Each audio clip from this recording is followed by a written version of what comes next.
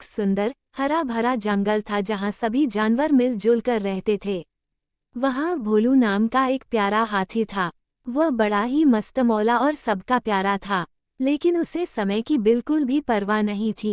भोलू की आदत। भोलू अक्सर देर से उठता, स्कूल में देर से पहुंचता और हर काम को टालता रहता। उसके दोस्त गुड्डू बंदर, चिंकी गिलहरी और मोम मोर उसे समझाते कि समय की कीमत समझो, लेकिन भोलू हंसकर टाल देता। जादुई घड़ी की खबर। एक दिन जंगल में खबर फैली कि पहाड़ों के पार एक जादुई घड़ी है जो समय की समझ और अनुशासन सिखाती है। जिसने उसे पहन लिया, उसकी जिंदगी बदल जाती है। ये सुनते ही सभी जानवर रोमांचित हो गए। भोलू की दिलचस्पी। शुरू में भोलू ने हंसी में उड़ाया, पर जब उसके दोस्त भी उस घड़ी को लाने की बात करने लगे, तो भोलू को लगा कि शायद उसे भी एक बार कोशिश करनी चाहिए। यात्रा की शुरुआत। भोलू, गुड्डू, चिंकी और मोम मिलकर पहाड़ों की ओर निकल पड़े। रास्ता कठिन था, कभी नदी पार करनी पड़ती, कभी कांटों से बचना पड़ता, पर चारों दोस्त मिलकर हर मुश्किल को पार करते गए। पहली चुनौती, समय पर पहेली। रास्ते में उन्हें एक पुरानी घड़ी मिली जो बोली, अगर समय को समझना है तो मेरी पहेली का उत्तर दो। मैं चलता हूँ बिना थके, सबको आगे बढ़ाता हूँ, जो मुझे नहीं समझता पीछे रह जाता है। मैं कौन हूँ? भोलू सोचता रहा। गुड्डू ने धीरे से कहा, ये समय ही तो है। भोलू ने जवाब दिया, समय।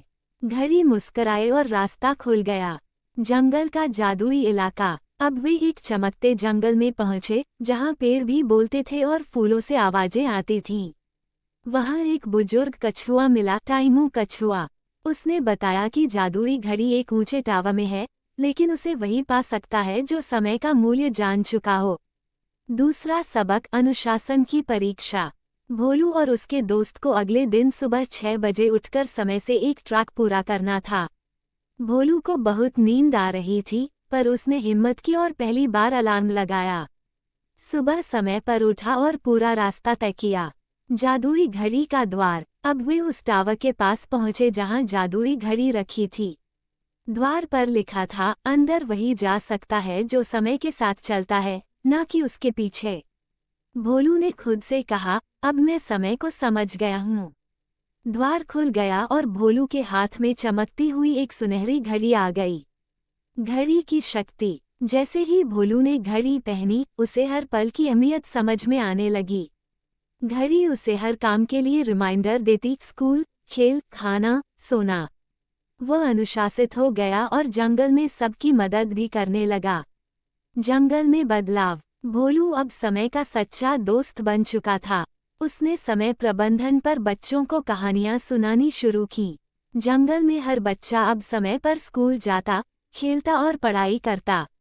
भोलू बना मिसाल। भोलू की मेहनत और बदलाव देखकर राजा शेर सिंह ने उसे समय रक्षक का नाम दिया।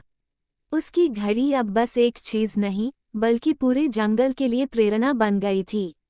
अंत सीख। अब भोलू जानता था कि समय किसी का इंतजार नहीं करता, और जो समय की कद्र करता है, वही जीवन में आगे बढ़ता है।